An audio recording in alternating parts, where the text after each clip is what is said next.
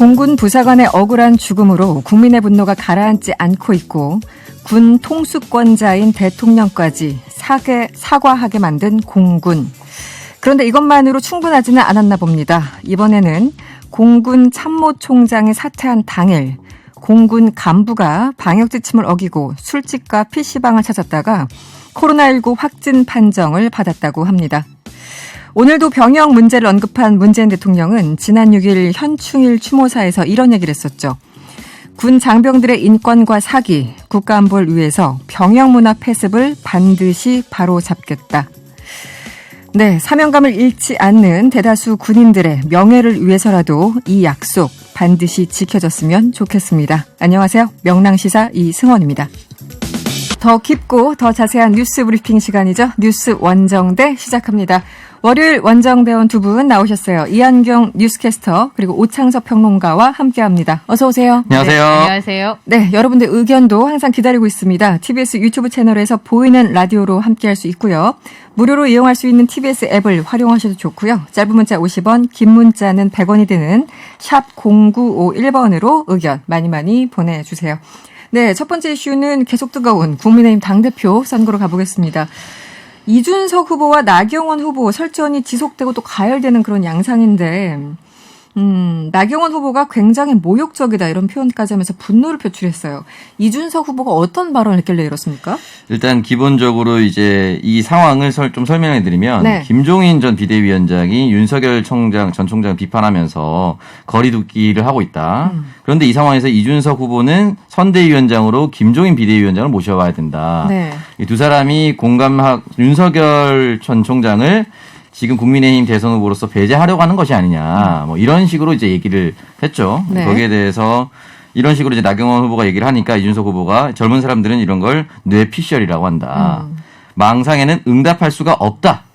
라고 얘기를 했고 여기에 대해서 곧바로 이제 나경원 후보가 라디오 인터뷰에서 이거는 굉장히 모욕적인 발언이다. 네, 망상이란 단어를 썼는데 그 부분에 대해서 특히 조금 모욕적이라고 얘기를 하신 것 같아요. 네, 맞습니다. 네. 그 부분에 대해서 굉장히 정치를 오래 했지만 이렇게 모욕적인 발언을 들은 것은 참 유례가 없다라고 이야기를 남겼습니다. 유례가 없다. 네. 네. 이준석 한마디로 이제 나경 후보는 이준석 후보와 김 전 위원장 한꺼번에 네. 두 분 몽땅 네. 윤석열 배제론에 힘을 싣고 있는 것은 아닌가, 공감대를 형성하고 있는 것은 아닌가. 저번에 대구 그 연설회 때도 사실은 연설을 하고 있는데 김종인 비대위원장이 대구 이제 가셔가지고 이렇게 좀 이준석 후보에게 우호적인 발언으로 들릴 수 있는 발언을 했잖아요. 네. 그래서 지금 여러 가지 의혹을 제기하고 있는데 실제 김종인 전 위원장 발언이 확 달라졌어요. 네. 그래서 가끔 궁금하죠. 전화를 하라고 했는데 전화를 안 해서 그러는 건가. 이제 평론가들이 그런 얘기를 많이 하는데요. 네네. 사실은 예전에 김종인 비대위원장의 명언이 있어요. 별의 순간. 맞아요. 네. 그래서 5월쯤에 나타날 것이고 별의 순간을 잡은 것 같다. 이런 얘기를 해서 사실은 김종인 비대위원장과 이 금태섭 의원이 만날 때만 해도 네. 저 다리 가교를 넘어서 윤석열 전 총장을 만나는 것이냐 이런 뉴스가 한참 나왔었는데요. 네. 최근에는 그런 모습이 보이지 않으니까 그래서 그런지 최근에 이제 나오는 얘기를 보면 동서고금을 봐도 검사가 바로 대통령이 되는 경우는 없다. 수사 같은 한 분야만 했지 다른 분야는 잘하겠냐. 지금은 경험이 있고 노련한 리더십 필요한 시기가 아닌가 이런 얘기를 했단 말이죠. 그러면은 사실 김종인 전 비대위원장은 검사가 바로 대통령이 된 경우가 없다. 이런 발언들은 일반적인 얘기지. 네. 윤석열 전 검찰총장을 두고 한 얘기가 아니다라고 하더라도 별의 순간이 온 것 같다라고 하는 것과 분명히 온도차가 있는 부분들이 있거든요. 네. 이제 그러다 보니까 이준석 후보가 김종인 전 비대위원장을 이제 선대위원장으로 모셔오겠다 이런 얘기를 했으니까 이런 의심을 당내에서도 조금 하고 있기는 한 것 같아요. 게다가 김종인 전 비대위원장이 이번에 당대표는 초선이나 젊은 사람이 했으면 좋겠다는 취지의 발언을 예전에 했었잖아요. 네. 이제 그러다 보니까 이런 얘기가 나온 게 아닌가 싶은 생각이 좀 듭니다. 보통 이제 정치인의 발언을 듣다 보면은 약간의 온도차가 느껴진다. 우리 이제 그런 표현을 많이 쓰는데 지금 김종인 전 비대위원장은 온도차 정도가 아니라 냉온탕을 왔다 갔다 하시는 거 아닙니까? 네, 지금 이제 가장 강하게 끌어내고 있다라고 저는 보여지긴 하는데 네. 결국 김종인 비대위원장이 본인 스스로가 대통령 후보가 될 것이 아니라면 가장 강력한 대선 후보는 윤 전 총장이라는 걸 알고 있을 겁니다. 그렇다면은 빨리 등판해서 이 분위기를 좀 정리해 주길 바랄 거고 네. 김종인 비대위원장은 늘 마찬가지지만 정권 교체를 얘기하긴 했지만 국민의힘 내부 개혁을 해야 된다는 얘기를 꾸준히 하고 그랬었죠. 있습니다. 네. 그렇다면 지금 기존의 세력을 바꿀 수 있는 세력은 하나의 구심점은 윤 전 총장밖에 없다라고 생각을 하는 것 같아요. 그렇기 때문에 하루라도 빨리 들어와서 일단 대선 후보야 되겠지만 하루라도 빨리 들어와서 당을 장악해서 당을 좀 쇄신하는 모습을 보여줬으면 좋겠다라는 것이거든요. 그리고 당을 장악하고 그 부분에 있어서 보완제로는 날 할 수 있으니까 빨리 들어와야 이 당이 쇄신되고 네. 정권 교체도 굉장히 수월해진다. 네. 이런 입장을 표명을 하고 있거든요. 그렇기 때문에 그러한 메시지지 손절한다 흔히 말하는 그런 뜻은 아닌 것 같습니다. 손절 의미는 아니다. 네. 이 나경원 후보가 김종인 전 위원장한테 부탁을 했어요. 네. 제발 부탁드린다. 제발자는 없었습니까? 부탁드린다. 전당대회 개입 마시라 이렇게 했는데 네. 여기에 대해서 김 전 위원장 반응이 있었습니까? 그 사람 나경원 후보를 뜻합니다. 언론 네. 인터뷰 중에서 그 사람이 대표 경선에서 밀리니까 별의별 소리를 다 하는 것이다 이렇게 일축을 하면서 이 나경원 후보가 선거 과정이니까 이해해달라는 문자를 보내왔다 이렇게 전하기도 했었는데요. 네. 이 앞서서의 상황을 좀 살펴보면 나경원 후보가 원내대표가 끝나고 난 다음에 김종인 전 비대위원장이 이제 들어와서 비대위원장을 하고 지금의 어떻게 보면 국민의힘을 만든 거나 다름이 없는 그런 모습이기 때문에 제 생각에는 노선에 분명히 좀 차이가 있을 거라고 생각이 좀 들고요. 또 하나는 지금 나경원 후보가 이 얘기를 하는 것이 적절한가. 예를 들면 유승민 계파이기 때문에 라고 얘기했었고 지금은 윤석열 전 총장을 배제하려는 것이다. 이런 발언을 계속하고 있는데 네. 여론조사 결과를 보면 초반보다 지금 계속 이준석 후보와 나경원 후보의 차이가 늘어나고 있거든요. 네. 격차가 벌어지고 있잖아요. 그러면 이건 선거 전략으로 크게 효과가 없는 것으로 판단해야 되는 거 아닌가. 물론 이제 지금 나오는 여론조사 결과는 사실 뭐 무당층하고 국민의힘 지지층을 합친 결과이기 때문에 네. 사실은 당심과는 좀 차이가 있을 수 있습니다. 그렇기 때문에 이런 전략을 쓰는 것이 과연 소구력이 있는 것인가, 효과성이 있는 것인가 이런 부분을 좀 판단해봐야 되는 거 아닌가. 저는 그런 생각이 좀 드네요. 예. 알겠습니다. 그런데 지금 뭐 이런 뭐 망상이란 단어 가지고 공방을 벌이는 것도 있고 또 하나는 이 당원 명부가 뭐 유출된 것이 아니냐 이런 의혹이 있는데 어떤 상황이죠? 네, 일단 이거 이준석 후보가 자신의 SNS에 글을 올렸습니다. 하루 전인데요. 네. 이 당원 명부가 유출된 것 같다라고 하면서 단체 문자가 발신되는데 이준석 외 물결 두 표시하고 유튜브 링크가 있고요. 이준석 위험하다하고 이제 유튜브 링크가 있습니다. 이게 결국엔 이제 당내 혼란을 야기해서 당대표를 떨어뜨리기 위한 내용인 것 같은데 이 부분에 대해서 계속해서 이제 이어지고 있다고 합니다. 근데 중요한 것은 선거 때마다 어느 정당이나 네. 예비 경선이나 할 때 당원 명부 유출 이 이야기는 계속 나옵니다. 항상 나오긴 맞습니다. 했었죠. 네, 계속 나오고 이제 공식적으로 안 되지만은 비공식적으로 모두가 이용하고 있는 것처럼 보이게 합니다. 다만 이준석 후보는 이용하지 않고 있다고 본인 스스로가 얘기했죠. 캠프 차원에서 문자를 단 하나도 보내지 않았다라고 네. 이야기를 했으니까. 근데 이 부분에 대해서 결국은 이준석을 비방하려는 사람은 이준석을 따라가려는 사람이고 따라가려는 사람 중에 그나마 가능성이 있는 사람이 이런 행동을 할 거 아니겠습니까? 네, 네. 아주 냉정하게 홍문표 의원이나 조경태 의원이 하기에는 격차가 한 50배 나거든요. 근데 그 두 사람의 지지율이 한 1% 정도 나오니까. 네네. 이 정도가 나오면 결국은 나주 후보 중에 하나인데 이거를 합리적인 이제 공개한다. 의심을 가질 수 있다. 그렇게 네. 누구인지. 그 정도 네. 이제 견제를 하는 거죠. 일단 이 문자를 만들어서 올렸다고 저는 생각하지 않습니다. 실제 이런 문자가 돌아다닐 가능성이 매우 높다고 생각하면은 이걸 하지 마라라는 견제 메시지로 윤석 후보가 자신의 SNS에 올렸다고 볼 수가 있죠. 뭐 특정 후보를 지지하는 사람들은 상대 후보를 또 깎아내리기 위해서 무슨 수라도 이제 쓰긴 쓰는데 사실은 이제 이런 거는 너무 좀 오래된 네, 수법이 아닌가 싶기도 하고. 비용도 많이 듭니다. 네, 비용도 그렇죠. 진짜 비용도 많이 굉장히 많이 드는데 네. 지금 이 시대에 적절치 않지 않나 이런 생각이 좀 들기도 하고요. 또 사실 후보들이 몰랐다고 할지라도 또 아랫선에서 움직일 수도 있는 가능성도 있고, 맞습니다. 예, 그러니까 후보는 몰랐을 수 있을 가능성이 굉장히 높기 때문에 근데 어쨌든 이런 건 한 번은 좀 밝혔으면 좋겠다 이런 생각이 좀 들긴 합니다. 네, 당내에서 이게 참 이게 서로 그 재산 그렇지 파괴 않습니까? 같은 상황이 돼가지고 네. 네, 그렇죠. 어쨌든 오늘도 이 당내에서 회의를 했다고 하는데 뭔가 뚜렷하게 결론을 못 낸 것 같고 네. 누가 보냈는지 전화를 안 받고 있다 뭐 이렇게 얘기를 하고 있으니까 네. 좀 더 봐야 되겠습니다. 그나저나 이제 항상 선거가 끝나면 그 후유증이 꽤 오래가는 선거가 있고 그렇지 않은 선거가 있잖아요. 대부분 좀 오래가긴 합니다만 네. 지금은 이준석 후보와 그 외에 이제 중진 후보들 약간 좀 이런 구도로 돼서 이게 이준석 후보가 만약에 당대표로 선출되더라도 이게 그 갈등이 치유가 될까? 여러 가지 걱정하시는 분들이 많아요. 네, 일단은 뭐 걱정하는 분들 당연히 많을 것 같은데 가장 크게 걱정하시는 분은 이제 역시 이준석 후보겠죠.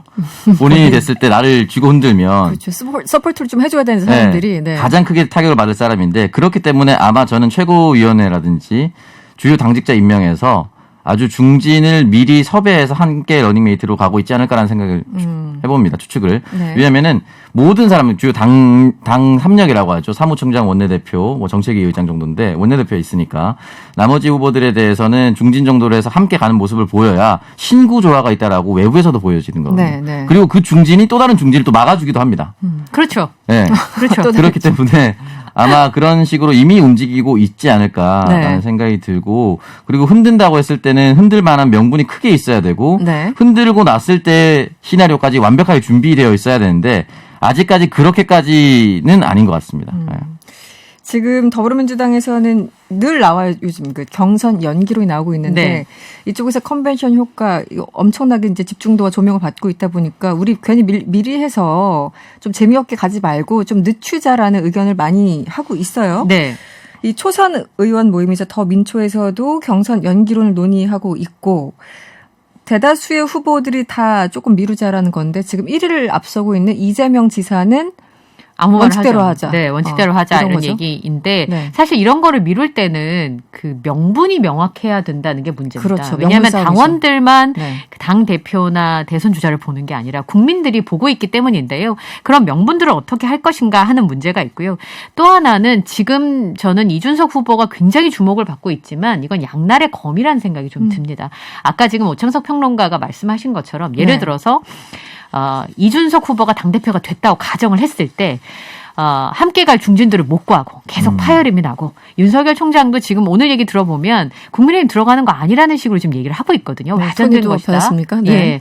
이렇게 되면 이제 윤석열 전 검찰총장이 국민의힘 입당하는 것이 미뤄지고 계속 삿바 싸움이 지루해진다 치면 국민들이 또 더 많이 실증을 낼 수 있거든요. 왜냐하면 이준석 후보에게 기대하는 건 지금까지 우리가 보지 못했던 그림을 보여달라는 건데 봤던 그림을 계속 보여주면 네네. 아이고 파이다 이렇게 되는 거예요. 이제 그런 상황이 되면 또 반대급부를 더불어민주당에서 받을 수도 있는 상황이거든요. 그러니까 지금의 컨벤션 효과 때문에 경선을 연기하자고 하는 건 명분이 좀 약한 것 같고 혹시 다른 이유로 국민들을 설득할 수 있거나 당원들을 설득할 수 있다면 경선 연기가 가능하지만 그냥 지금 좀 위험한 것 같으니까 경선을 연기하자. 글쎄요. 예, 정치는 명분의 싸움인데.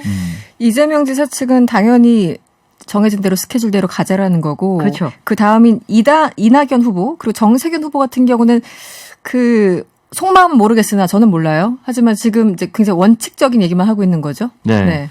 그리고 원칙적인 얘기를 하고 있고 당에 일임하겠다라고 정세균 전 총리는 밝히긴 했었는데 네. 속내는 어떨까요? 아주 냉정하게 따졌을 때 네. 지금 경선 연기하자고 했을 때 그 두 후보가 이제 현재 상황을 뒤집을 수 있을 거리가 있는 것인가? 저는 냉정하게 봤을 때는 없어 보이거든요. 왜냐하면 지금 이미 나왔어야 됩니다. 근데 연기해봤자 2달이거든요. 그러니까 2달 동안 뭘 만들어낼 수 있을 것인가? 그건 애매합니다.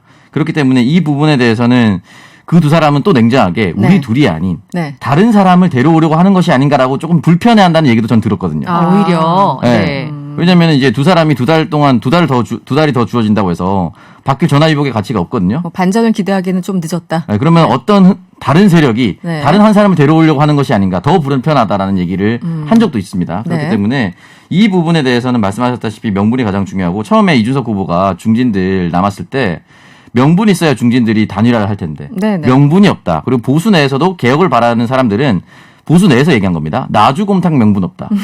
요즘 그런 말 많이 하더라고요. 네, 네. 나경원 조영원 대표 너무 오래된 사람이기 때문에 단일화할 명분이 없다. 그러니까 민주당도 마찬가지입니다. 단일화할 명분이 있어야 되는 것이고 반대로 또 말씀드리면은 이게 경선이 컨벤션 효과가 크게 있으면 언더독 효과가 있어야 됩니다. 네네. 그러니까 이준석이라는 후보는 사실은 처음에 1등할 거라 아무도 예상하지 않다가 이게 바람이 갑자기 탔거든요. 후에 바람을 탈 수 있는 사람이 누가 있을 것인가. 네. 이게 사실 저는 보이지 않기 때문에 시간을 미룬다고 해서 지금의 결과가 크게 바뀌지는 않을 것 같다라는 생각이 듭니다. 그렇죠. 정치는 명분 싸움인데 명분이 없이 뭔가 일을 추진했다가는 이기고도 진 싸움이 되는 경우도 많아서 그럼요. 좀 고민이 많을 것 같습니다. 네, 다음 주제로 넘어가 볼게요. 대기업에 다니는 20대 직원들이 코로나19 예방접종 사전 예약 시스템을 통해서 화이자 예약에 대거 성공했다. 네. 이런 인증샷을 올렸습니까? 글을 올렸습니까? 지금 네. 어떤 상황인가요? 그러니까 요즘에 사실 백신 예약하는 거 자체가 굉장히 어렵기 때문에 이게 굉장히 논란이 됐었는데요. 삼성전자에 다니는 20대 A씨가 오전에 화이자 백신 예약에 성공을 해가지고 이제 경기도 화성시에 있는 의료기관에 접종을 한다 메시지를 받았다는 거예요. 2차 네. 접종 날짜까지 받았다는 건데 네. 상반기에 우선 접종 대상자가 아니었습니다. 근데 알고 보니까 이게 그 대기업에 속해 있는 의료기관에 근무하시는 분들이 네. 30세 이상은 아스트라제네카 백신 접종이 있었잖아요. 그런데 30세 미만의 경우에는 아스트라제네카 백신을 접종을 하다 멈췄단 말이에요. 그랬죠. 그래서 네. 화이자 백신의 사전 예약을 지금 받고 있는 상황이었는데 네. 거기서 이제 건강보험공단에서 받은 명단을 가지고 진행을 하다 보니까 오류가 생긴 그 거예요. 코드를 입력하다 예, 보니까. 대기업들의 사원들에게 주는 코드가 이 그 의료기관에 근무하시는 분들이나 아니면 이 대기업에 근무하시는 분들한테도 공통적으로 주어진다는 걸 몰랐던 거죠. 그래서 잘못 예약이 된 겁니다. 그러니까 그래서 대기업에 이제 의료기관이 딸린 경우 있으니까 네. 그분들을 위해 했던 건데 코드가 같이 입력되니까 네, 대기업에 대기업의 다니는 직원들도 직원까지. 입력이 가능했던 거죠. 그러니까 오류인 거죠. 그래서 이제 성공했다고 했으나 다 취소되는 걸로 결론이 이게 났습니다. 뭐든지 이렇게 한번 손에 쥐었다가 놓치면 굉장히 안타깝잖아요. 어쨌든 이번에 성공하게 네. 성공했는데 굉장히 어떡합니까? 네, 안타깝긴 한데 제가 그래서 네. 질병관리청 홈페이지 들어가 봤는데 네네. 사전 예약 기간 안내 30세 미만 2분기 접종 대상자 사회 필수 인력 그렇죠. 취약시설 입소 종사자 등이라고 나와 있거든요. 그렇죠, 원래는. 30세 미만이라는 게 명시되어 있음에도 불구하고 한번 해본 거예요. 근데 그게 이제 뚫렸다라는 것이 어떻게 보면은 이렇게 뭐 SNS 사회에 네네. 이분들은 이제 SNS 사회 저주에 걸린 거죠.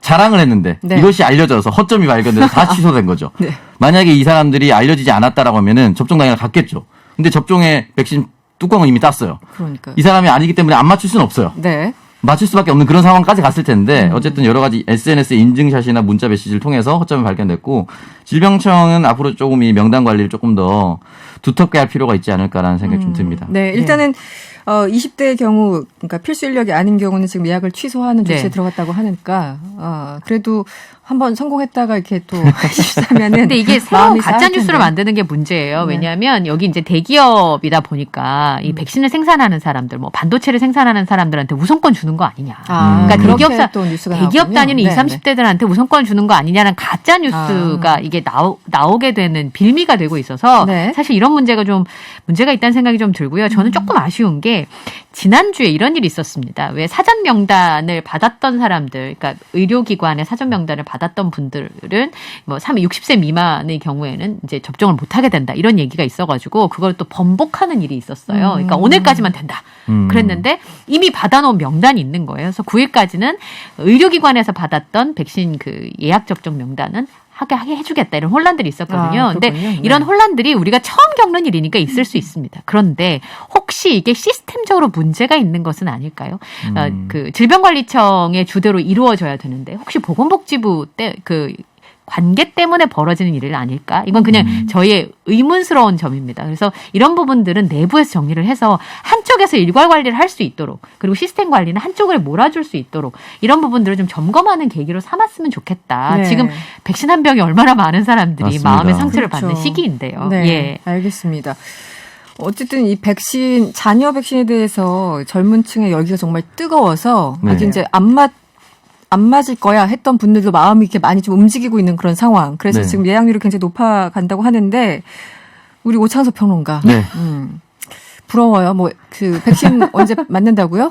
다가오는 이제 다가오는. 6월 11일 금요일입니다. 아, 이번 주인가요? 예, 제가 이제 받았군요, 6시에 방송 날짜를. 들어오는데 네. 5시에 접종 맞고 바로 방송에 들어올 예정입니다. 오창석 평론가는 참고로 어떤 자격으로 이번에 기회를 받은 건지 다시 한번 설명해 주시죠. 아, 저는 그러니까요. 이제 방송 못 들으시는 미국에서 분들 위해서. 제공한 네네. 얀센입니다. 101만 회분 중에 하나고요. 네. 예비역과 민방위 대상으로 맞았고. 어느 쪽이죠?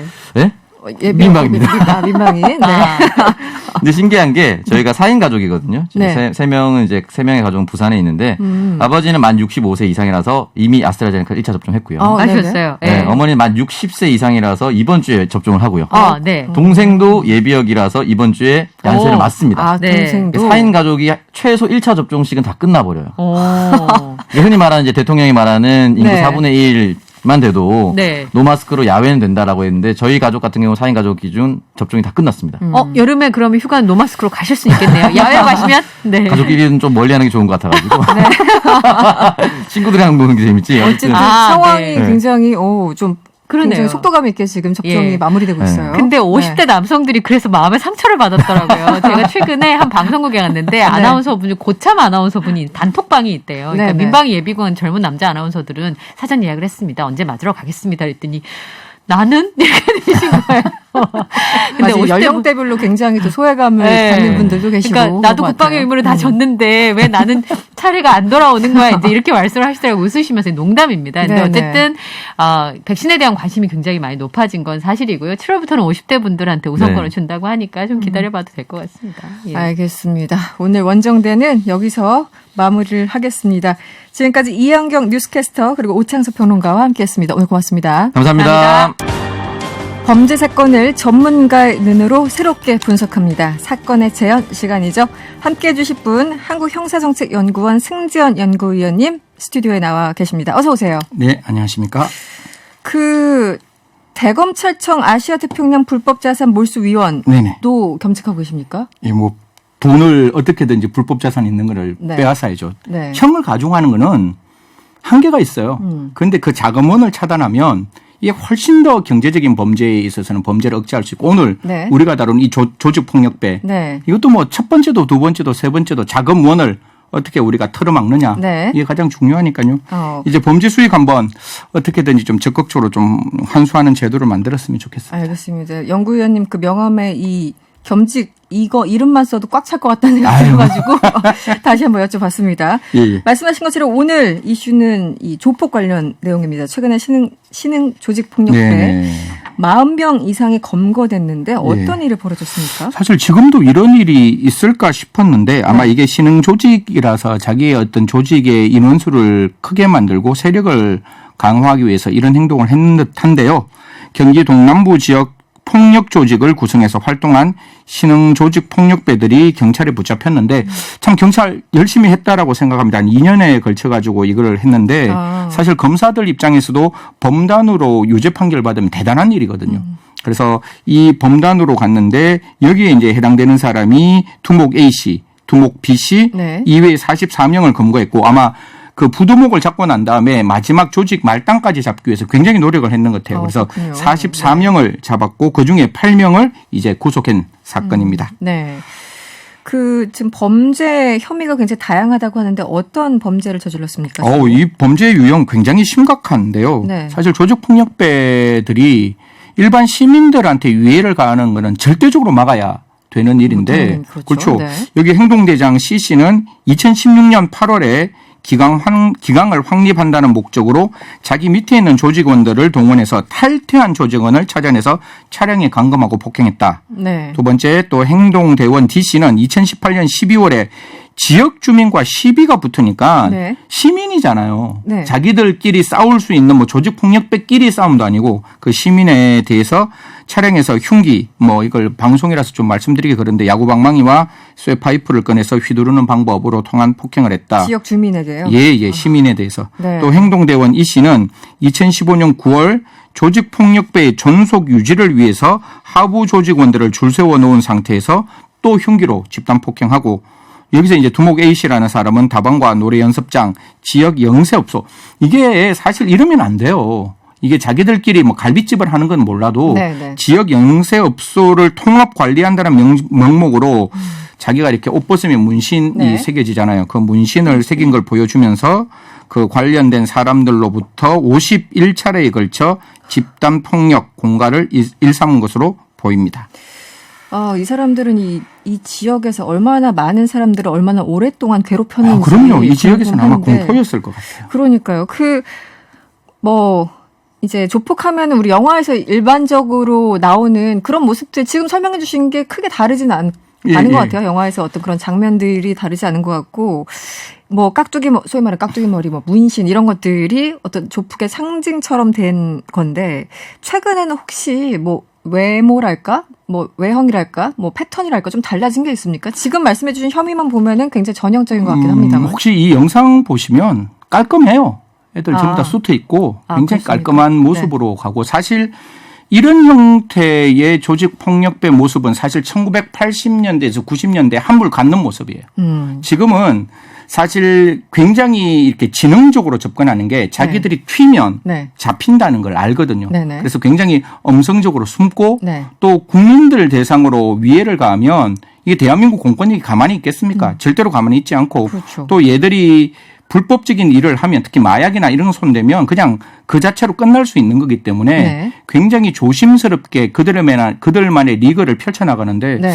이번 일 같은 경우에는 너무 좀, 전형적이다. 너무 전형적인 모습을 보여서 제가 살펴보니까 아직 신흥조직으로 잡혀있는 조직도 아닌 것 같아요. 기존에 뭐 저희들이 많이 들었지만 조금 이따 설명드리겠지만 뭐 네네. 양은희 그다음에 김태촌 이동재 이런 사람들이 만들어 놓은 오비파라든가 양은희파라든가 범서방파가 아니라 신흥조직으로 만들었기 때문에 그 세력을 규합하기 위해서 외부적으로 적극적인 행동을 하지 않았느냐 이런 행동하면 절대로 국가 공권력이 용서하면 안 된다라는 말씀드리겠습니다. 지금 우리나라 전국적으로 조폭의 현황이 어느 정도인지 모르겠습니다만 보통 이제 조폭하면은 과거는 유흥업소나 조금 전에 말씀하신 것처럼 뭐 이렇게 영세업자를 괴롭히는 사람들도 있고 아니면 유흥업소나 향락업소 이런데 이제 조폭들의 소위 말하는 수입원이 된다라고 이제 들었는데 요즘은 좀 어떻습니까? 사실 요새는 신흥 벤처 그다음에 이거 참 말씀드리기 좀 조심스러운데 뭐 이제 암호화폐 네네네. 관련된 쪽에서 어떻게든지 옛날에는 이렇게 조직 폭력배가 보면 1세대, 2세대는 이렇게 1대1로 우리 네. 앵커하고 저하고 만약에 딱 붙으면 두목이면 1대1로 빵 이렇게 붙었는 걸로 끝났기 때문에 내가 얼마만큼 잘 싸우느냐가 조직의 그렇죠. 물리적으로. 동목의 네네. 1번이었는데 네. 조금 이따 설명드리겠지만 뭐 사보이 호텔이라든가 그다음에 서진 룸살롱부터는 흉기가 와요. 흉기가 들어오니까 싸움이 중요한 게 아니라 그 흉기 연장을 어떻게 쓰느냐 네네. 이게 가장 중요한 것이고 네. 그다음부터는 1대1 싸움이 아니라 다대사 싸움이에요. 그러니까 나의 조직원이 얼마만큼 많으냐의 네. 문제니까 여기서 가장 중요한 거는 그 자금원이 가장 중요한 거잖아요. 그러네요. 그러니까 네. 돈 되는 곳에 전부 다 가는 거예요. 그래서 지금에 갖고 있는 가장 많이 금전적인 이익을 부여하는 곳 흔히 말해가 돈 복사, 네. 돈 삭제라고 하는 그런 어떤 암호화폐 시장에 지금 많이 좀 접근하고 있는 게 아니냐라는 생각을 하고 있습니다. 그 조금 전에 이름을 좀 얘기를 해주셨습니다만 조폭의 뭐 일종의 계보? 네네. 네. 그 지금 어떤 계파 어떤 사건들이 좀 뭐 대표적으로 떠오르십니까? 1대, 2대, 3대를 다 양으니까. 설명하면 시간이 없으니까 네, 네, 그냥 간략하게. 2대부터 간단하게 네. 신상사라는 사람이 있어요. 신이 이름이고 네. 상사가 군대 상사 출신이에요. 그래서 신상사파가 이제 네. 서울중앙을 그렇게 그 주름 잡고 있었는데 이때만 하더라도 주먹끼리 싸우는 거였는데 여기에 그 유명한 사보이 호텔에 네. 이 신상사파들이 아침에 신년에 이제 파티를 열고 있는데 여기에 그 유명한 조양은 씨가 돌격대로 들어가는 거예요. 그래서 네. 이 신상사파가 그냥 이렇게 괴멸되어 버립니다. 그 싸움에서요? 거기서부터 네네. 그 사보이 호텔부터 흔히 말해서 이제 흉기가 들어오게 되는 거고 이 조양은과 대척점에 있는 신상사파가 누구를 데리고 오는가 하면 번개라는 사람이 있는데 그 번개라는 사람이 뭐 이렇게 김태촌이라는 사람을 또 데리고 옵니다.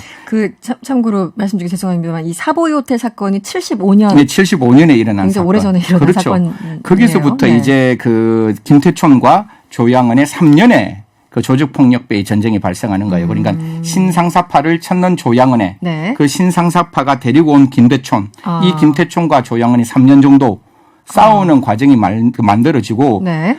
이때부터 한 10년 지난 86년부터 이제 조폭들의 르네상스가 만들어지는데 네. 여기서 굉장히 일반 시민들이 볼 때 경악할 만큼 흉악한 범죄들이 많이 발생하는 거예요. 그래서 사람을 그냥 국민들 보는 앞에서 난자를 했는 사건이 그 유명한 서진 룸살롱 사건.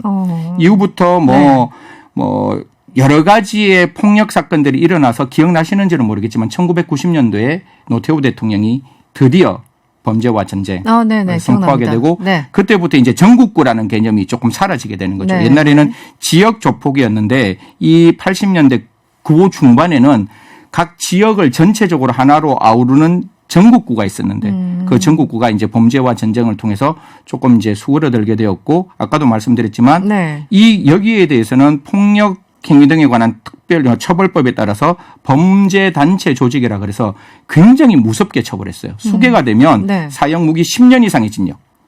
그다음에 간부면 무기 또는 7년 이상의 징역. 거기에 가담했는 수개 이외의 사람은 2년 이상의 징역으로 굉장히 엄격하게 처벌하는 쪽으로 바뀌었기 때문에 이 조직폭력배들이 조금 지하로 이제 숨는 네. 그런 어떤 입장을 많이 보이고 사실 검찰이나 경찰에서도 이제 조직폭력배를 계보를 알고 네. 거기에 대해서 이제 수사를 하고 관리를 하고 있는데 지금 이제 경기도에서 일어났는 경기 동남부 지역에서 일어난 것은 신흥 조직이다 이렇게 말씀드리겠습니다. 지금 경찰이나 검찰에서 이제 파악하고 있는 뭐 가장 큰 세력의 어떤 조직폭력배 어느 정도입니까 규모가? 뭐 사실 지금은 그렇게 막 한 100명 뭐 이렇게 가는 쪽은 많지 않은 것 이제는 같아요. 거의 없습니까? 예, 그게 이제 뭐 파악을 하고 있는 정도가 따라 달라질 건데 이게 44명이라는 게 저는 굉장히 좀 놀랐어요. 보통 지금 같은 경우에는 한 20명 그다음에 한 30명만 되더라도 족보가 다 올라와 있는데 네. 44명을 이렇게까지 모으는 걸 보면 앞으로도 이렇게 한 조직, 신흥 조직이 특히 코로나19 때문에 굉장히 네. 자금줄이 이렇게 닫혀 있는 입장이잖아요. 그러다 보니까 시민들과 서민들을 대상으로 이런 영세업자를 대상으로 갈취, 공갈, 협박하는 민생적인 네. 조직폭력배들은 반드시 건절해야 된다. 이런 말씀드리겠습니다.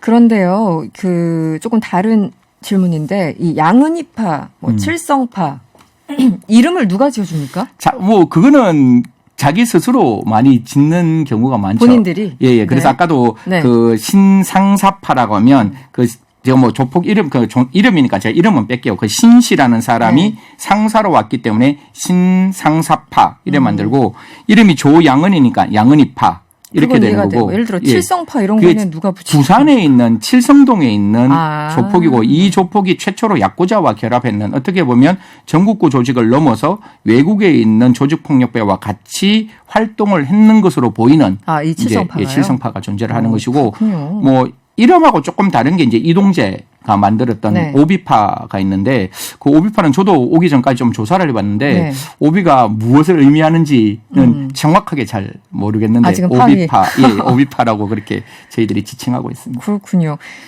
그 작년에요.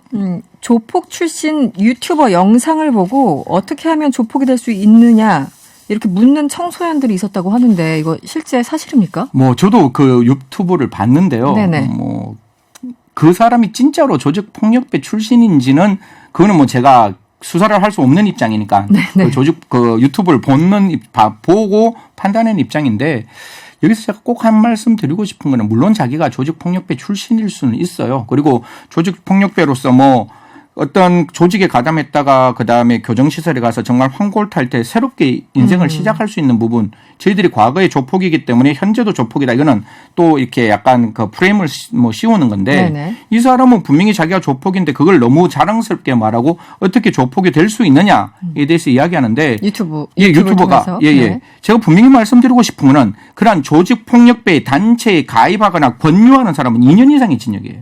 권유 자체도. 예, 권유 자체로. 이게 폭처법에 정말 상세하게 만들어놨어요. 그렇군요. 그리고 그 조직폭력배에 안에 있는 사람이냐 바깥에 있는 사람이냐 관계없이 자금을 주면 3년 이상의 징역이에요. 그러니까 이게 몇 년 이상이잖아요. 네네. 그러면 2년 이상이면 2년에서 30년까지 가능한. 그러니까 굉장히 엄중한 어떤 범죄의 형태임에도 불구하고 그렇게 무분별하게 청소년들에게 이야기하는 것은 분명히 잘못된 것이고 그 부분에 대해서는 국가가 한번 들여다봐야 되는 부분이 있다. 분명히 우리가 갖고 있는 폭처법에서는 권유하는 사람에 대해서는 분명히 처벌하는 규정을 만들어 놓고 있습니다. 제가 이제 저희 프로그램 변호사분들이 이제 가끔 나오셔가지고 이런저런 사건 사고에 대해서 많이 언급을 하는데 늘 우리가 얘기했던 게 법이 뭐 이렇게 허술해, 뭐 그거밖에 안 살아, 맨날 이런 거였는데 지금 말씀하신 그 법은 생각보다는 혹은 다른 법에 비해서는 조금 더 단단하게 만들어 놓은 것은 아닌가 이런 생각이 드네요. 제가 아까 제일 처음에 우리 앵커께 말씀을 드렸는 게 네. 이게 아까 범단이라고 보면 수개가 사형이잖아요.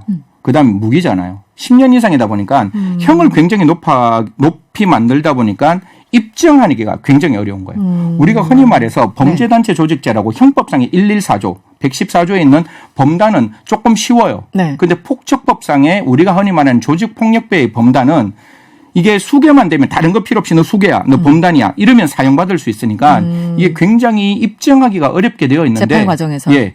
그럼에도 불구하고 제가 꼭 말씀드리고 싶은 거는 네. 이 범단의 적용 범위가 굉장히 저는 수사기관과 법원에서 넓게 인정해줘야 된다.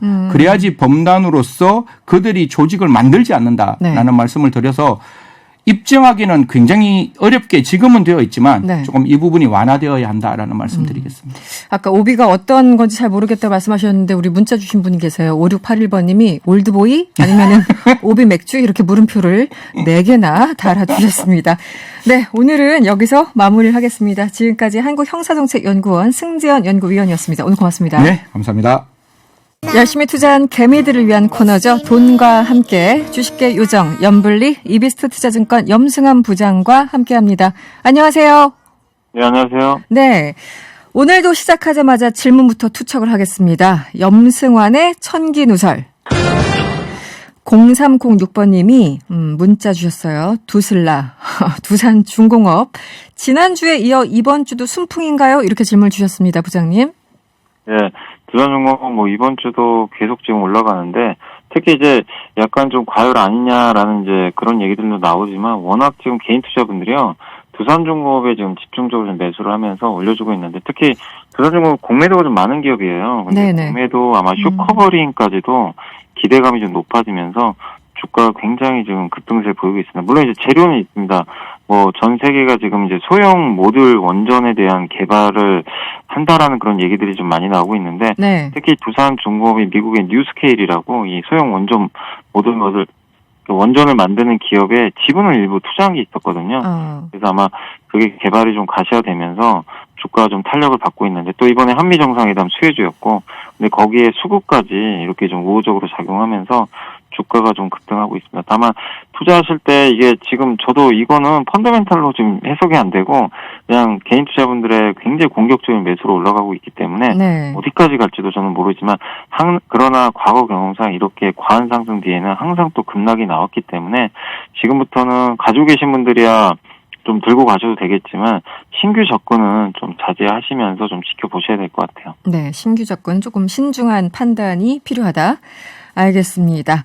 6271번님이 이런 문자 주셨는데요. 아시아나, 에어부산, 거래정지 이거 언제까지 갈까요? 다른 여행 테마주 다 오르는데 유유 이렇게 문자를 주셨습니다. 네. 네, 이게 아무래도 그 박상구 회장 때문인 것 같더라고요. 이제 박상구 회장에 대한 이제 이번에 구속 기소가 됐잖아요. 네네. 횡령 및 그 배임 행위에 따라서. 네. 그래서 사실 이제 이런 이제 경영진의 횡령 배임 액수가 좀 큰 편이면 이제 거래가 정지당하고 예전에 SKC도 아마 기억이 나실 거예요. 그때 이제 그 최신호 회장이 그 예전에 SKC를 이제 경영을 했었죠. 그때 네. 이제 했다라는 그런 이제 것 때문에 거래가 정지당했다가 다시 풀려났는데 아마 아시아나도 저는 그럴 가능성이 분명히 높다라고 좀 생각을 하고 있습니다. 그래서 거래 정지가 아직은 언제까지 풀릴지 모르겠지만 너무 염려하지 마시고 과거 경영진의 이제 어떻게 보면 이제 횡령에 따른 이제 이 거래소도 어쨌든 그 규정에 따라서 이런 것들을 정지를 할 수밖에 없거든요. 근데 그런 것들이 상장 폐지까지 가는 경우는 그렇게 많지는 않았기 때문에 네네. 조금은 시간을 갖고 두고 보시면 좀 좋을 것 같습니다. 알겠습니다. 천기누설은 2가지 질문을 준비했었고요. 오늘 코스피가 종가 기준으로 사상 최고치를 경신했다고 하는데 이번 주 주식시장은 조금 밝습니까? 어떻습니까?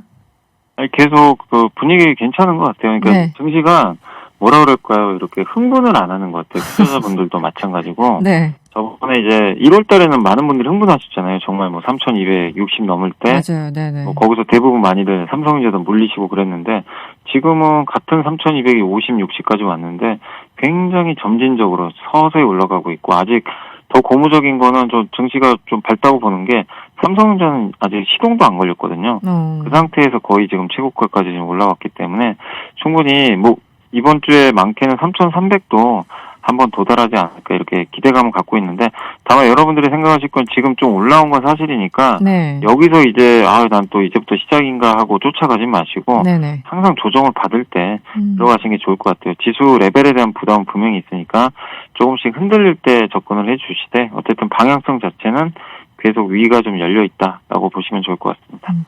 이번 주는 어느 종목, 어느 분야 쪽을 좀 주목해서 보면 재밌을까요?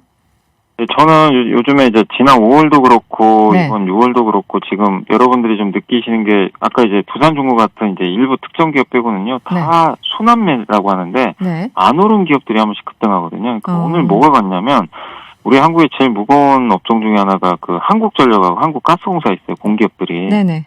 이 기업들이 한 종목은 10%가 넘게 올랐습니다. 그렇습니까? 그러니까 네. 그 정도로 이 무거운 기업들도 안 가다 보니까 급등하는데 저는 좀 개인적으로 여전히 좀 안 오른 기업들 저도 찾아보고 있는데 그 대표적인 게 지금 업종으로는 게임 업종 있죠. 신작 게임 앞두고 있는 그 대표 게임주들이 되게 부진해요. 네. 그러니까 그런 기업들도 저는 좀 괜찮다고 보고 있고 그리고 역시나 못 갔던 업종 중에 하나가 2차 전지입니다. 우리 한국의 전기차 배터리 만드는 회사들이 지금 5개월째 조정받고 있거든요. 네네. 그래서 철저하게 지금 소외를 좀 받고 있는 것 같아서 이쪽 섹터에 대해서도 좀 관심을 갖고 보시면 좋겠고 그다음에 물가가 올라갈 때 수혜를 받는 기업이 음식료잖아요. 그렇죠. 최근에 음식료가 좀 빠지고 있습니다. 그래서 음식료까지 하셔가지고 최근에 이렇게 좀 미리 조정받고 소외받는 기업들 한번 눈여겨보시면 좋겠습니다. 그 2차 전지는 왜 소외를 받고 있다고 보십니까? 부장님께서는. 그러니까 2차 전지가 그 중국 CATL이 세계 1등인데 네. 그 기업은 사실 그 흑자를 내고 있어요. 근데 우리나라들이 아직은 적자인 이유가 자꾸 그 배터리 리콜 같은 거 있잖아요. 네네. 그 화재 사고 나고 예전에. 네네. 자꾸 그게 나오니까 적자를 보는 거예요. 근데 아마 올해 3분기부터는 그런 이슈가 없으니까 흑자 전환할 것 같습니다. 그래서 3분기를 보고 지금부터 좀 담아놔야 될 것 같아요. 그래서 오히려 지금은 저는 좀 진입하기 좋은 시점이다라고 보고 있습니다. 네. 게임 쪽은 어떻습니까? 게임이 그동안 좀 안 오르고 있었던 소외받는 주 중에 그 분야 중에 하나예요. 네. 왜냐하면 이제 대표적으로 뭐 NC소프트도 지금 이번 달 말인가 다음 달 초에 그 신작 게임이 나오는데 네. 이게 지금 NC소프트 게임이 매출 순위 1, 2, 3등이에요. 구글 네. 플레이스토어 가보면 네. 되게 돈 잘 버는데도 신작 게임에 대한 약간 의구심이 좀 있는 건지 모르겠는데 주가가 좀 많이 지금 굉장히 답답한 상태거든요.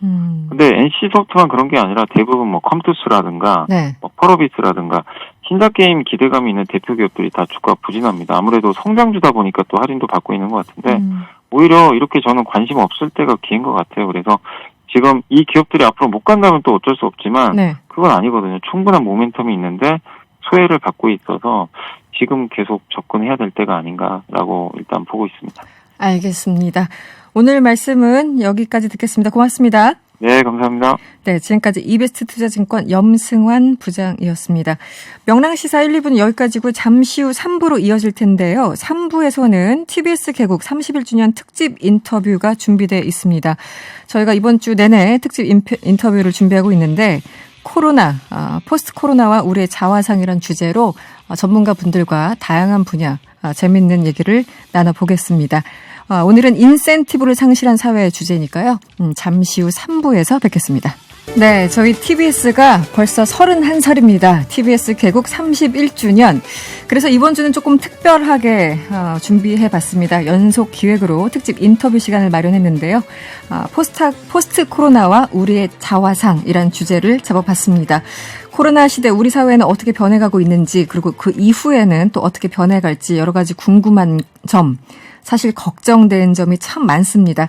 오늘 첫 번째로 모신 분은 한빛미디어 박태웅 이사회 의장님이십니다. 어서 오세요. 안녕하십니까? 안녕하세요. 네.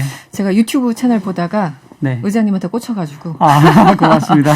언제 한번 모셔야지 했는데 네, 오늘 네, 자리가 마련됐습니다. 네. 나와주셔서 감사드리고요. 고맙습니다. 네. 사실 지난주 오프닝 내내 좀 무거웠지만 제가 이제 노동 문제로 계속 오프닝을 했어요. 사람들이 너무 많이 안타깝게 네. 그냥 일하다가 죽는 거잖아요. 예. 집에 돌아가지 못하고. 예. 그래서 계속 노동 얘기를 좀 했는데 이 얘기를 좀 해볼까 합니다. 의장님은 노동 문제에 워낙 관심 많으시죠? 예, 뭐 사람 문제에 관심이 많죠. 사람 예, 문제. 예. 사실 우리는 이제 노동이란 단어도 쓰지 못하고 옛날에는 근로자. 근로라고 했죠. 예. 노동이라는 단어를 좀 터부시했지 않습니까? 네, 네, 어느 네. 시절에는. 지금도 좀 그런지 모르겠습니다만 유독 뭐 우리나라가 부자 나라래요. 뭐 전 세계에서 10위권이고 굉장히 부자입니다. 굉장히 예. 부자래요. 네, 네. 그런데 노동자들한테는 전혀 와닿지 않는 사회인데 그렇죠. 예. 근본 원인이 뭐라고 보시나요, 의장님께서는요? 좀 그 길게 설명을 좀 해야 될 것 같은데요. 네. 그 코로나 초기에 우리가 굉장히 그 놀랐던 부분들이 몇 가지가 있는데 미국, 영국, 프랑스 같이 우리가 정말 우러러보던 선진국들이 너무 맥없이 무너졌잖아요. 맞아요. 네. 한편으로는 또 우리 보고 엄청난 선진국이라 그러고 그런 게 이제 충격을 받았는데 그 영국 노팅엄대 리처드 윌킨스 명예교수의 연구를 보면 굉장히 재미있는 발견이 있어요. 네. 수감률, 비만, 정신병, 중독 이런 사회적 지표들을 GDP하고 관계를 놓고 보면 별 상관관계 없는 걸로 나와요. 그 나라가 부자가 돼도 뭐 수감률, 비만, 정신병 이런 것들은 네네네. 무관하게 가더라. 그렇죠. 그렇군요. 뭔가 같이 가야 될 것 같은데 네네. 같이 안 가요. 그런데 기대 수명, 문맹률, 영아 사망률, 살인율, 수감률, 미성년자 출산율, 사회적 신뢰, 비만, 정신병, 중독, 사회적 유동성 이런 지표들을 빈부격차가 큰 순으로 비교하면요. 거의 Y는 X에 못 먹는 상관관계가 나와요. 그러니까 이 빈부격차가 클수록 기대 수명은 낮고 문맹률은 높고 영아 사망률은 높고 살인율도 높고 수감률도 높고 그런 거예요. 그러니까 코로나에 왜 미국, 영국, 프랑스가 그렇게 맥없이 무너졌나가 이 관계를 보면 윤곽이 드러나는 거예요. 네. 그 나라들이 빈부격차가 굉장히 큰 워낙 크기 나라들이거든요. 때문에 그 문제를 제어를 못할 수준까지 갔다. 그런 심각한 위기가 나와버리니까 나라가 원래 두 개였다는 게 드러나버린 거예요. 그러니까 한국도 마찬가지인데요. 네네. 한국 전쟁 이후에 지금까지 성장 일변도로 어마어마한 속도로 달려왔잖아요. 그래서 지금 빈부격차를 나타내는 빈부격차가 점점 더 벌어지고 있고 중산층이 점점 없어지고 있습니다. 네. 그러니까 복지 지출은 OECD에서 최하위예요. 그 우리보다 더 적게 지출한 나라가 세 나라밖에 없습니다. OECD 안에서요. 네네. 정말 큰 나라가 터키, 네. 칠레, 멕시코 빼놓고는 다 우리보다 많이 해요. 그 정도입니까? 자살률은 세계 1위고요. 네. 출산율은 세계 최하위죠. 그러니까 한마디로 말해서 굉장한 피로사회예요. 근데 실제로 이게 굉장히 앞으로 이렇게 갈 수 있느냐가 회의적인 게 네. 2014년에 OECD가 불평등과 성장이라는 이름의 리포트를 내요. 네. OECD 회원국의 1985년부터 2005년까지의 지미계수가 이제 소득 분배의 불평등 정도를 나타내는 수치인데 네. 0에 가까울수록 평등하고 1에 가까울수록 불평등한 거예요. 네. 이걸 가지고 1990년부터 2010년까지 누적 성장률을 분석 틀로 사용해서 분석을 했더니 지미계수가 0.03포인트가 악화되면 경제 성장률이 무려 0.35%씩 떨어진다는 게 확인이 된 거예요. 그러니까 사회가 건강하지 않으면 성장도 지체된다. 한마디로 평등하지 않으면 그만큼 성장하지 못한다. 그러니까 중산층이 지금 같은 속도로 사라지면 우리가 아무리 애를 써도 우리는 더 이상 성장하기 어렵다라는 뜻이죠. 복지 지출을 뭐 많이 그동안 늘려왔다고 하는데도 불구하고 지금 보니까 OECD 중에 우리 뒤로는 세 나라밖에 없더라. 네네. 이거는 좀 더 충격적이네요. 그러니까 네. OECD 38개 회원국을 기준으로 일단 네네. 했는데 그렇습니다. 여러분들 아시겠지만 자살률 1위, 출산율 최하위 뭐 이거는 너무나 오래된 수치인 것 굉장히 같고. 살기 힘든 사회로 만들어가고 있다는 거예요. 그 돈을 그렇게 많이 벌어서 뭐 하겠어요. 그러니까요. 막 네. 자살하고 막 아무 데 안 낳고. 애 안 낳고 자살하고. 네. 지난 4월 고 이선호 군 이제 비롯해서 그 이후로도 제가 자주 검색을 했습니다. 그냥 산재 사망 이렇게 그냥 녹색창에 쳐요. 그러면 너무 자주 나오는 거예요. 요즘 제가 이제 여기를 유독 더 관심 있게 봐서 그런 건지 올해 유독 산재 사망이 더 늘어난 건 아닌가 이런 생각을 갖게 될 정도로 굉장히 많이 사망을 하고 있는데 말씀하신 것처럼 그냥 뭐 자살률 1위, 출산율 세계 최하위뿐만 아니라 이 산재 사망률도 OECD에 거의 최고 수준 한 번도 아닙니까? 5등 밖으로 떨어진 적이 없고요. 5등 밖으로요? 네, 1등은 여러 번 했습니다. 근데 왜 이렇게 사람들이 그러니까 이게 이제 네. 인센티브 시스템이 고장났기 때문이다. 상벌 체계가 틀렸기 때문이다라고 말씀을 드리고 싶은데요. 고용노동부가 2013년도부터 17년까지 산재 상해 사망 사건의 형량을 분석한 결과에 따르면 자연인 피고인 2,932명 중에서 징역이나 금고형을 받은 피고인이 86명밖에 안 됩니다. 2.93%. 2.93%. 네. 그리고 절대 다수가 집행유예가 아니면 벌금을 받는데요. 벌금형 경우에도 평균액이 개인인 경우에 420만 원, 법인인 경우에 448만 원에 거치는데요. 이게 심지어 가중처벌도 안 됩니다. 한 회사에서 여러 번 살인이 일어나도 네. 가중처벌을 하지 않아요. 그러니까 노동자가 그냥 일하다가 좀 돌아가셔도 네. 그 뭐 원청이나 그 책임 있는 사람한테는 거의 다 그냥 벌금형이고 448만 원으로 퉁치고 같은 법인에서 또 죽어도 그냥 또 448만 원이에요. 그러니까 이 제도가 주고 있는 메시지가 뭐냐면 안전장치를 갖추고 신호수를 두고 하청으로 책임을 떠넘기지 않는 거 이런 게 다 굉장히 돈이 많이 들거든요. 네. 근데 한국 사회는 그렇게 투자를 하지 말고 그냥 사고가 났을 때 448만 원 떼올 수 있게 해줄 테니까 그냥 죽여라. 이 시스템은 그냥 명백하게 그냥 죽여라 이런 지령을 하고 있는 거예요. 사실상 그런 의미다. 네. 그렇죠.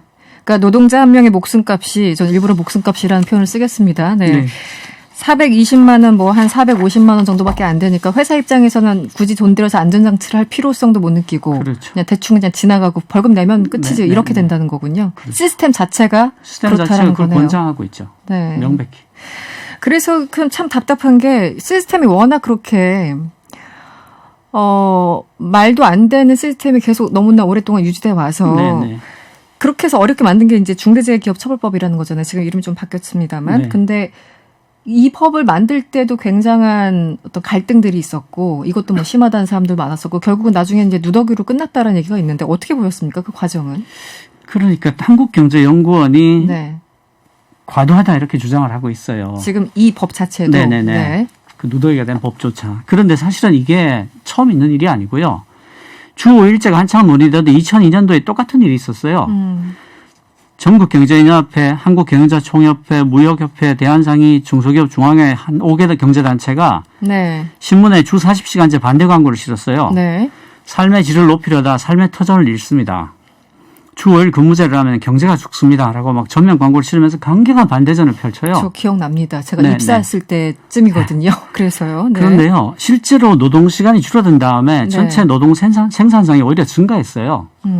2017년도 한국개발연구원 박우람 박사 등이 조사한 결과에 따르면 네. 노동시간은 3%가 줄었지만 노동 생산성은 5%가 늘어나서 네. 정체 생산량이 오히려 늘었어요.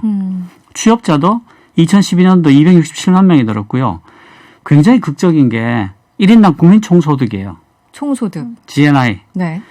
이게 2004년도에 한국이 세계 50위였어요. 네. 작년에 9위, 10위 거의 차이 없는 10위를 했죠. 작년에요? 네네네. 왜 이렇게 됐냐면 네. 이게 요소 투입에 따른 그 성장이 있습니다. 그러니까 10명이 10개를 만들다가 20명이 20개를 만들면 생산량은 20개가 늘었죠. 네. 그렇지만 1인당 1개 만든 건 똑같아요. 똑같잖아요. 그런 네. 식으로 성장해서는 소득이 절대로 오를 리가 없습니다. 그러니까 소득이 오르려면 10명이 10개를 만들다가 20개를 만들게 되고 30개를 만들게 되고 100개를 만들게 돼야 네네. 100만 원 월급 받던 사람이 4, 500만 원을 받아가는 그렇죠. 거죠. 네. 그러니까 정부 입장에서는 굉장히 낮은 생산성에 대해서 그렇게는 안 돼 하고 밑에 하한을 올려줄 책임이 있는 거예요. 그러니까 이 주 5일 근무제를 시행한 것은 그런 식으로 요소를 더 투입해서 올라간 생산 증가하는 식으로는 하지 마. 그렇게는 안 돼. 네. 그렇게 해서 우리가 더 잘 살게 되지 못해 하고 하한을 올려준 거예요. 그러니까 이것도 똑같이 우리가 지금 선진국이 됐는데 네. 사람을 깔려 죽이고 떨어져 죽게 하고 끼워 죽게 하는 식으로 해서 절감한 돈 가지고는 이만큼 큰 경제가 더 성장할 도리는 없다. 그렇게 푼 돈 아껴서 성장할 수 없다. 그런 짓 하지 마. 라고 하한을 올리는 거예요. 그렇게 가지 않으면 선진국이 못 되거든요. 그러니까 경제단체들은 그때도 틀렸고 지금도 틀린 거예요. 계속 주장을 했지만 결국 수치로 드러나는 거는 결국 이제 했던 그 방향 정책이 옳았다라는 거잖아요. 주 네. 6일제에서 5일제로 가는 것과 너무 뻔한 얘기죠. 지금 말씀하시는 거는 뭐 당장 노동자 한 분 돌아가셔도 400만 원대로 해결할 수 있으니까 대충 눈 감고 가는데 그렇죠. 결국은 장기적으로 경제 성장에는 전혀 도움도 안 되는 전혀 것이고 안 됩니다. 네. 네. 그렇기 때문에 국가가 이걸 굉장히 좀 강제해야 된다. 그렇죠. 경쟁력을 올리기 위해서 강제를 해야 되는 거예요. 네. 그런 식으로 살지 마. 그런데 국회에서 그런 법을 제대로 안 만드니까요. 그걸 제가 이제 의장님한테 따질 건 아니고 네. 시민들이 푸시를 하죠. 네, 시민들이 푸시를 네네. 해야죠. 그런 안 한 애들 다음 선거 때 떨어뜨리고. 알겠습니다. 지켜보고 있다. 네. 네. 주제를 좀 바꿔보겠습니다. 최근 가장 뜨거운 이슈는 부동산이에요. 부동산 네네. 이슈를 저 같은 경우도 사실 이제 부동산 얘기를 거의 안 했었는데 네. 주변에 하는 사람들이 굉장히 늘어났어요. 안 하던 네네네. 사람들도. 역대 정부마다 이제 강남 뭐 땅값을 잡겠다, 집값을 잡겠다 여러 가지 공표도 하고 지금 당장 이제 문재인 정부에서도 여러 가지 정책을 내놨는데 집값이 안 잡힙니다. 그렇죠. 왜 그럴까요? 제가 이제 부동산 전문가는 아니니까 네. 다 부동산에서 다 얘기를 할 수는 없고 강남 집값에 대해서만 얘기를 한번 해드리겠습니다. 일산하고 분당이 비슷한 시기에 지어진 신도시인데요. 지금은 값이 3배 차이 나요. 일산하고 분당이요? 네네. 왜 이렇게 됐나를 네. 보면 그 역세권이라는 말이 있는데요. 네. 지하철역에서 걸어서 5분에 10분 안에 있는 동네를 역세권이라고 하죠. 근데 강남은 온 동네가 역세권이에요. 온 동네가. 네. 네, 그 전철 많죠. 네. 네. 도시철도역이 3개 이상 있는 동 목록을 보면 네. 서울 424개 동 중에서 103개로 전체 24%인데요. 서초구는 전체 18개 중에서 12개, 67%. 아, 평균 24%인데 네네. 서초구만 봤을 적에는 무려 67%다. 네. 강남구는 22개 중에서 14개, 64%. 그런데 양천구에는요. 여기 3개 이상인 동이 1개도 없고요. 관악구는 21개 중에서 1개 동만 그래요. 아, 그렇습니까? 네. 전철역 굉장히- 보유 현황으로 순위를 매겨도 마찬가지인데 네. 송파구 20개, 서초구 18개 등 강남 3구가 전부 상위 5개 안에 들어요. 그러니까 전철역이 촘촘하게 이 동네에 다 몰려 있다라는 뜻이. 그러니까 온 동네가 다 역세권이고 네. 그리고 분당하고 일산이 생긴 뒤로 네. 분당에 투자한 그 세금과 네. 일산에 투자한 세금이 엄청나게 차이 나요. 예를 들어서 KTX에서 무단히 그 KTX를 떼내가지고 강남에 갖다 놓는데 이름을 SRT라고 해가지고 네. 그게 3조 2천억이 됩니다. SRT 3조 2천억 원. 네. 네. 그리고 지하철 하나씩 놓을 때마다 그만한 돈이 들죠. 거기다가 지금은 또 경부고속도로 중에서 서초구 지나가는 구간을 네. 지하화하겠다 그래요. 아, 그렇습니까? 거기를 네. 지하화해버리고 그 위를 공원으로 만들면 그럼 서초구 땅값이 어떻게 되겠어요? 더 올라가겠네요. 더 올라가겠죠. 네. 그러니까 사실은 그 엄청난 세금을 다른 데보다 많이 쓰고 있는 거예요. 그 특정 지역에. 강남, 네, 강남에. 그러니까 이렇게 해놓고 강남 땅값이 왜 계속 오를까라고 묻는 거는 굉장히 이상한. 우문이군요, 한마디로. 특히 정책이나 정치 쪽 하는 사람들이 네. 그런 질문을 한다는 거는 도저히 이해가 안 가죠. 자기가 돈을 그렇게 써놓고 거기다가 또 강남 사람들이 보유세를 더 못 내겠다고 하는 거는 어떤 의미인가 하면 서울에서 뉴욕까지 네. 비즈니스나 1등석을 타고 가놓고 네. 이코노미 타고 간 사람한테 네. 우리가 같은 비행기로 타고 왔는데 왜 나보고 요금을 더 내라 그러냐 이런 말하고 똑같은 거예요. 비교를 하자면, 네. 말이 되냐고요. 지하철역이 한 동네마다 3개씩 있는데. 그것도 이제 본인들이 지하철을 만든 게 아니잖아요. 그렇죠. 그 국민 세금으로 만든 게 지하철인데 그 혜택은 다 받으면서 그럼요. 거기에 대한 대가는 치르지 않는다. 안 이런 되겠다는 거죠. 위치군요. SRT 네. 하나만 해도 3조 2천억인데. 뭐 일산에서 오면 안 모나요. 일산에서 와도 모는데 일산에는 그런 거 안 해주잖아. 지금 지하철역만 보더라도 정말 편차가 생각보다 굉장히 심하네요. 네. 굉장히 심합니다. 온 동네가 역세권. 네. 네. 그 지금 뭐 시간이 많진 않은데 네. 하나만 짧게 할까요? 네. 지금 뭐 임대차보호법도 만들고 해서 여러 가지 이제 취지는 좋습니다만 여러 가지 또 부작용이 나는 것도 또 사실이고 실제로 혜택 보는 거는 집이고 건물 가진 사람들인 것 같다라는 지적이 있는데 어떻게 의장님 동의하십니까? 이게 진짜 이것도 굉장히 잘못된 상벌 시스템의 하나인데요. 네. 가령 경리단길 같은 경우에 정말 그 사람도 애를 썼잖아요. 경리단길 트렌드를 초기에, 네, 만들고 맞습니다. 뭐 인스타그램으로 엄청나게 예쁜 사진들 올리고 그래서 단골도 늘고 손님도 많이 오니까 월세를 3배 올려버리는 거예요. 맞아요. 네. 그러니까 이게 뭔가 하면 네가 아무리 열심히 노력을 해봐라. 네가 상을 받나 벌을 받지. 쫓아내고. 아무것도 안 한 건물주만 상을 받는 거죠. 쫓아내버리고. 근데 이게 어지간하면 참고 붙어 있을 수밖에 없는 게 인테리어 하는데 몇 천만 뭐 많게는 1억까지 그렇죠. 들어가거든요. 1억까지 들죠. 네. 근데 나갈 수가 없단 말이에요. 네, 네, 네. 거기다 권리금도 못 받고 나가야 되니까.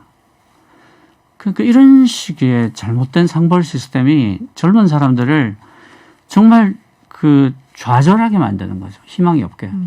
일 해봤자 돌아오는 거는 보상이 정말 아니라 열심히 처벌이고. 일했는데 네. 월세가 3배 오르고 그동안 번 거 싹 닦아먹고 쫓겨날 때 심정이 어떻겠어요. 그러니까 코인을 하는 거예요. 알겠습니다. 그 주제가 참 많은데 어쨌든 우리나라 이제 정책 제도를 이제 상벌 시스템이라는 그 표현을 해주셨는데 다음 시간에 또 초대를 해서 좀 다른 질문까지 네. 함께 드리겠습니다. 오늘 고맙습니다. 고맙습니다. 네, 지금까지 박태웅 한빛미디어 이사회 의장이었습니다. 지금 이 시각 정치권에서 가장 뜨거운 이슈를 짚어보는 여의도 인터뷰 시간입니다. 오늘은 야당으로 가보죠. 국민의힘 조혜진 의원 전화로 만나보겠습니다. 나와 계시죠? 네, 반갑습니다. 조혜진입니다. 네, 안녕하세요. 이제 정말 전당대회가 눈앞에 왔습니다. 예, 지금 오늘부터 투표하고 있습니다. 그렇죠. 오늘부터 투표 시작했죠. 예. 이제 당원들 그리고 이제 일반 여론조사를 하는데 막바지에 다다른 소감. 지금 후보자님이시잖아요. 예. 네, 소감이 어떠십니까?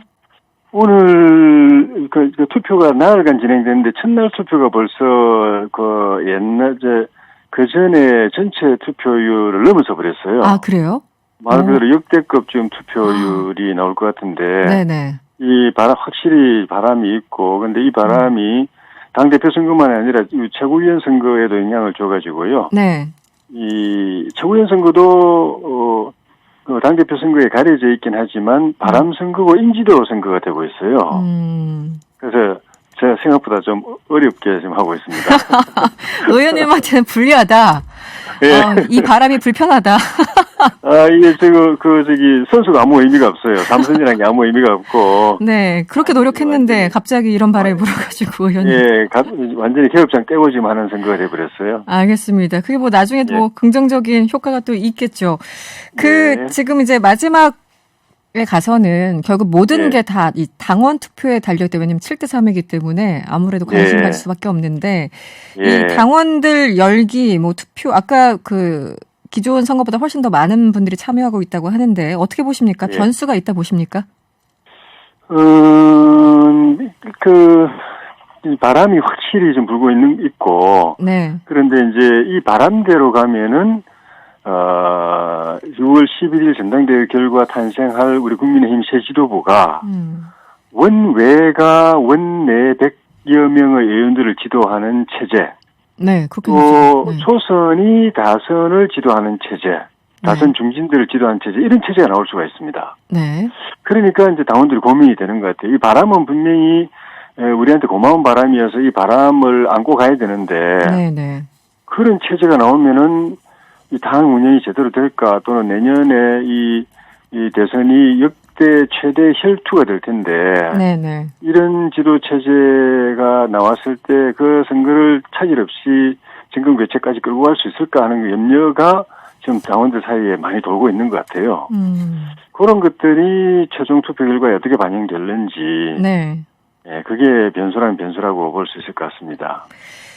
냉정하게 봤을 때 이 높은 당원 투표, 당원들의 투표가 높으면 높아질수록 예. 어떤 후보에게 유리합니까? 당대표 후보 중에?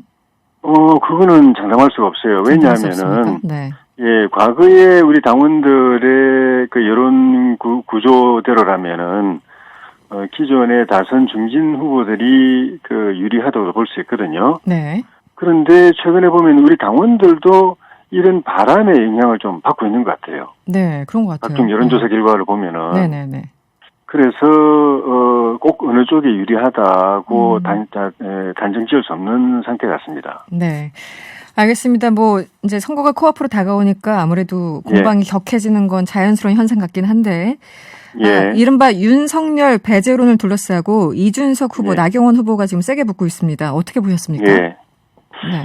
이제 이준석 후보가 윤석열이 안 들어오면은 그냥 마냥 기다리진 않고 우리 당내 경선 그대로 진행할 거다. 네네. 이런 이야기하고, 또 이준석 후보가 선대위원장으로 모시겠다고 했던 김종인 비대위원장이 또 윤석열 후보에 대해서 요즘 또 부정적인 이야기들 하고 계시고 그러니까. 네. 이준석 후보가 당대표가 되면은 윤석열 총장이 우리 당에 들어오기 어려운 거 아니냐는 문제 제기를 나경원, 주호영 이런 분들이 하고 계시는 것 같거든요. 네네. 그 문제 제기할 만하죠. 할 만하다. 네. 만약에 이준석 후보가 가정에서 당대표가 됐다고 가정했을 때, 윤석열 총장에 대해서 부정적인 평가를 하고 있는, 김종인 전 비대위원장을 선대위원장으로 앉힌다. 본인 그렇게 이야기했거든요. 네네. 선대위원장으로 앉히고, 네. 또 윤석열 총장이 들어오든 안 들어오든 관계없이 그냥 우리 당내 경선 그대로 진행한다. 스케줄대로 간다. 네. 그래 되면은, 심각한 문제가 생길 겁니다. 심각한 문제가 생길 것이다. 그래서 나경원, 주호영 후보가 제기하는 이 문제 제기는 충분히 일리가 있습니다. 일리가 있다. 그래도 그렇게 가면 안 되죠. 그렇군요. 통합이 또 후보 단일화가 내년 정권 교체의 핵심적인 변수인데, 조건인데, 그거를 이렇게 반대 방향으로 가면은, 아마 지금 이 일고 있는 바람 민심도 대통합 후보 단일화를 요구하고 있는 민심이거든요. 네. 그런데 그 바람으로 당선된 후보가 그 바람의 민심과 다른 방향으로 간다. 그러면 그 민심이 이 후보한테서도 언제 떠날지 모르죠. 지금 나경원 후보가 이제 제기하는 거는 이제 윤석열 배제론, 이 얘기를 이제 뒤집어서 얘기하면 유승민 예. 배후론으로 연결됩니다. 유승민 이제 후보와 예. 이준석 후보가 가까우니까 이런 그 문제 제기 의혹은 어떻게 보십니까, 의원님께서? 그건 조금 좀 나은 것 같아요. 좀 더 많이 나가는 것 같은 느낌이 듭니다. 네. 예, 뭐 유승민 후보가 배후에서 이런 주장을 거기까지는 아니다. 이렇게 영향을 주고 하고 있다고 생각하지는 않습니다. 알겠습니다. 그나저나 김종인 전 비대위원장 얼마 전까지만 해도 뭐 별의 순간 5월 뭐 얘기하시다가 갑자기 예. 윤 총장을 이렇게 디스하시는 이유 어떻게 보십니까? 저도 정확하게 모르겠습니다. 일부에서는 네. 윤 총장한테 뭔가 이렇게 메시지를 던졌는데 반응이 별로 신통치 않으니까 좀 섭섭해서 그러신다 이런 분석도 나오긴 하던데 네. 그렇게 보면 너무 또 이 어른을 네. 폄하하는 것 같고 네. 알 수 없는 이유가 있을 수도 있겠지만은 저는 하여튼 김종인 비대위원장이나 윤석열 전 총장이나 우리 당 입장에서는 정권 교체를 위해서 서로 손잡고 힘을 모아야 될 당사자들이기 때문에 이런 네거티브한 이슈가 생산되는 건 별로 바람직하지 않은 것 같습니다. 알겠습니다. 예. 윤 전 총장이 지난 5일이었습니까? 네, 5일에 현충을 예. 찾아서 방명록에 예. 조국을 위해 희생하신 분들이 분노하지 않는 나라를 만들겠다 이렇게 적었습니다. 예. 일각에서는 사실상 출마 선언이다 이렇게 해석을 하는데 의원님께서는 어떻게 보셨어요? 이게 출마 선언이라고 표현할 수 있을지 모르겠지만 출마는 할 게 확실하고요. 제가 보기에. 네. 이제 행보상으로는 정치 행보에 들어갔다. 공식적으로 발표하는 일만 남았는데 제 생각엔 그게 빠르면 6월 중에 공식적으로 정치 활동 또 대선 출마 발표가 있겠고 늦어도 7월 초에는 있을 것 같아요. 7월 초에는. 예. 네. 지금 움직이고 계신 이 행보를 보면은. 윤 총장이 국민의힘에 입당한다라는 그 가능성 좀 높게 보시는 편 아니셨습니까, 의원님께서? 예, 아주 높게 봅니다. 네. 이준석 후보가 당대표가 되면 그 가능성은 더 높아집니까, 더 낮아집니까, 보시기에? 저는 더 높게 봅니다. 좀 전에 일부에서는 이제 이준석 후보가 이제 되면은 더 낮아지는 건 아니냐는 이야기가 분석이 있었는데. 네네. 윤석열 전 총장이나 그 총장을 지지하고 있는 이런 지지층에서는. 네. 우리 국민의힘이 어떻게든 좀 많이 바뀌어야 윤 전 총장이 입당할 명분이 생긴다. 네네. 이렇게 보고 있거든요. 네. 그런 측면에서 보면은 더 입당할 수 있는 조건이 더 좋아지는 측면이죠. 알겠습니다. 예. 국민의힘 국방위 소속 의원이죠. 조금 이렇게 주제를 바꿔볼게요. 예. 하태경 신원식 의원실에서 지금 굉장히 공분을 사고 있는 이 공군 부사관 사망 사건. 예. 관련해서 이제 제보를 받았는데 여기에 대해서 뭐 답변이 없었다 이런 여러 가지 문제 제기가 있는데요. 당에서는 이 사건을 어떻게 보고 있습니까? 저 자세한 내막은 좀 잘 모르겠지만 그 두 의원실에서는 접수를 해서 어떻게 도움이 될 수 있을지 내용을 파악하고 좀 방법을 찾고 있는 중이었다고 해명을 했더라고요. 네네, 그렇습니다. 네, 저도 각종 그런 이제 민원을 이렇게 접수하고 있는 똑같은 의원 입장에서 보면은 이해가 되는 부분입니다. 네. 접수했다고 해서 바로 의원에게 보고가 되고 바로 그 자리에서 해법이 나와가지고 당사자에게 전달해주고 이런 건 안 되거든요. 네, 시간이 걸립니다. 그렇죠. 근데 그 사이에 이제 그런 불행한 일이 있었기 때문에 안타까운 마음은 이해가 되는데 알겠습니다. 이해가 되는 부분입니다. 예. 알겠습니다. 의원님 오늘 인터뷰 여기서 마무리하겠습니다. 고맙습니다. 예, 고맙습니다. 네, 지금까지 국민의힘 조혜진 의원이었고요. 저희가 준비한 내용은 여기까지입니다. 저는 내일 저녁 6시 10분에 찾아뵙겠습니다. 지금까지 이승원이었습니다.